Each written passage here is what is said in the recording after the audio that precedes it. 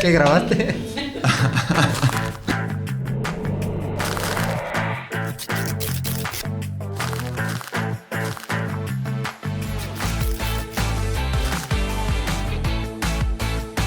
Welcome, Alessandro. Super happy to have you here on our next mate session.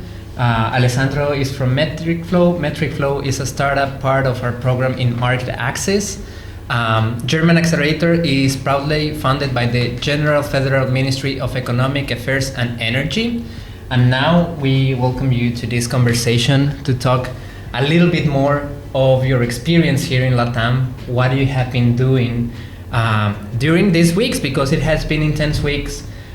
First you were in Manaus, then Sao Paulo, now you are here in Buenos Aires, and I want to know a little bit more from your insights and also for you to share with our audience what have you discovered over here. So thanks for coming and tell us a little bit more about Metrikflow. What are you doing? Thank you so much, Andrei, for having me. My name is Alessandro. I'm the co-founder and CEO of Metrikflow. We built an all-in-one ESG platform for industrial companies and institutions. So with growing regulatory pressure around ESG compliance and requests from banks, companies, we help companies to have a platform to manage all these compliance, ESG, and activities, from measuring the impact of their carbon footprint across the whole supply chain, to their products, to collect information for ESG reports, up to decarbonization strategies. And yeah, it has been 2 very intense weeks so far between Brazil and Argentina. It has been really great to also experience and know better the market firsthand in person. So yeah, thank you also for organizing these 2 weeks. It's been really great. Thank you so much. Now I'm preparing a mate for us to share. But I want to understand something first. Like, you already been in Manaus, you already been in Sao Paulo. Now you are taking some leads and working here in Buenos Aires. What has been your experience in differences between these 2 regions, Brazil and Argentina, in terms of ESG? How do you see the market evolving around ESG? Yeah, really good question. I think ESG is a particular topic. It really depends on the maturity of the country, depends on the government to understand when is the right time to enter a certain market. We were having our eyes on Brazil for a few months, and that's why we decided to join the program.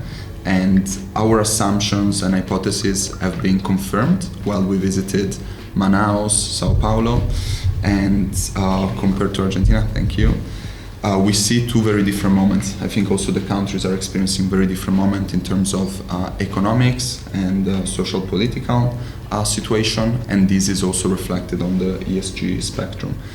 Brazil is about to host COP30. There's a new regulation. They're the first country in the world to adopt IFRS S1 and S2 standards, which are international reporting standards for sustainability, and therefore there's a very strong momentum. And we've really experienced it firsthand. We had a lot of meetings with companies, we had a lot of meetings with institutions or government-related institutions, and all over the agenda there was always ESG as a silver lining of their economic growth, social inclusion in the country. Therefore it's a very fertile country for Metrikflow to enter and really help institutions and companies to build a layer of data infrastructure to allow the data collection, data analysis and reporting. In Argentina, the situation is very different. I think the country is handling very important economical problems, and therefore the ESG agenda is less present. There's no mandatory requirements. Regulations, yeah. We see differences. In Brazil, there's a lot on compliance and competitiveness, so to ensure to be able to keep clients in their pipelines, as well as an interest from the federal and state level to control and have an idea of what the country is doing, especially to preserve the biodiversity of Brazil. As we know, it has one of the lungs of the whole world with the Amazonian rainforest, while in Argentina it's more for competitiveness in order to empower companies to export in countries such as the European Union. Therefore, in this case, rather than compliance, it's more of a checking all the boxes to ensure they also have bigger markets that they can export to and be more competitive. So it's kind of a certificate, a sign of approval to export and to do certain business outside Argentina as well. In the case of Argentina. Exactly. It was very interesting. We had a meeting yesterday, and this lady from an important organization here in Argentina was sharing with us that before Milei, there were a lot of export taxes, and therefore they thought businesses were not exporting a lot to Europe because of these financial, economic restrictions.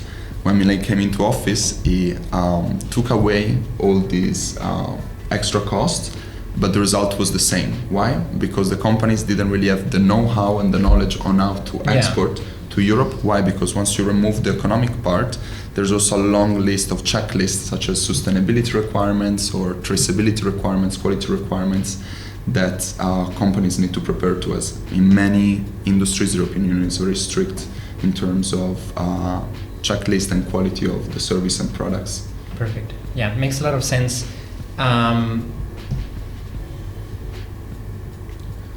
So I want to understand also what kind of industries Metrikflow is interested in. With the reporting, I mean, you can tackle a lot of verticals, a lot of industries, but have you pinpointed specific verticals or industries either in Brazil or in Argentina that you want to start working with them? That's a really good question.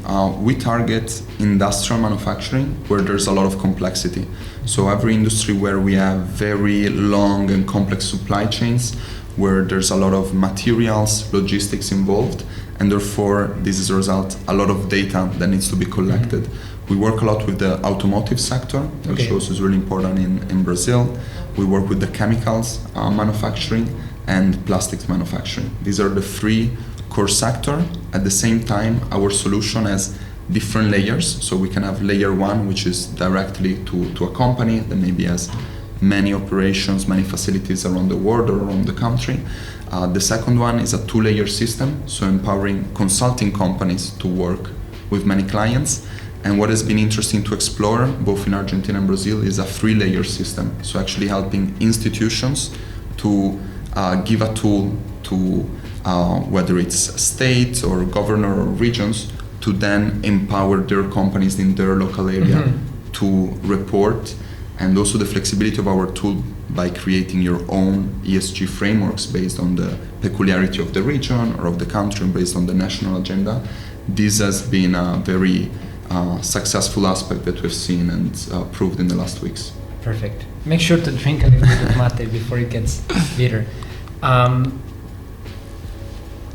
I want to understand a little bit also about your journey with German Accelerator, because this is the first time that you enter LATAM, that you are looking into LATAM, and I want to understand a little bit of your journey. What were your assumptions, how you started it, and what are you accomplishing now? So when we started, we saw the potential of the Latin American market. We started analyzing different countries. We looked at Mexico, we looked at Brazil, mainly due to the size of the countries. So being in Europe, we have a lot of different countries, Italy, Germany, France, among the biggest ones, and the population is always around between 60 to 80 million, and then you have a lot of fragmented countries. I think the interesting part in Latin America is to access so many different markets that speak Spanish, the same language. Just in Mexico, over 150 million people, and in Brazil alone, 200 million people. So I think for a European company coming to LATAM, understanding the volume of these markets is really interesting, and having to adapt only to one regulation, let's say in Mexico or Brazil. At the same time, there's a lot of differences in terms of culture and the way of doing business. One, first of all, that I noticed straight away is the importance of WhatsApp, even in a B2B space. We have a lot of WhatsApp in B2C in Europe, but B2B was more rare. Well, here seems to be the main channel to follow up and keep in touch with potential clients. And the other part is the importance of the language. So really also there's many Brazils within Brazil. We learned that in the last week. So also catering to the different regional differences of the country is really important. And to talk more about the program, what I found was really, really interesting and productive from our side was connecting with our lead mentor months ahead of our trip here. So we built 3 key assumptions that we wanted to validate within these 2 weeks. And in the previous months, there was a lot of work to build up and to ensure that our agendas were very packed in these 2 weeks. I think from German Accelerator side, it was great they open a lot of doors with people or C-levels or professionals that maybe we would have needed multiple years in the market to be able to connect on such a high level. And therefore, it allowed us straight away to have a view, let's say, of the market from different angles, from very large companies, SMEs, but also from a government level. And therefore, it gave us a very holistic view on how to tackle the market. And I love the very practical approach. So straight talking to clients, straight talking with potential partners for distribution.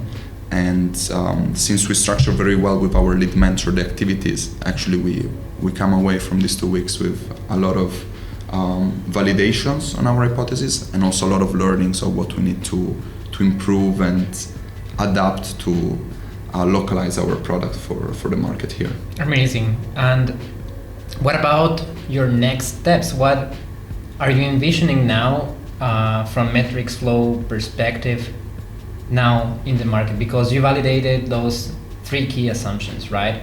But what about the next steps? So the next steps, if we talk in a year and a half time, we want to become the #1 ESG platform for Brazil.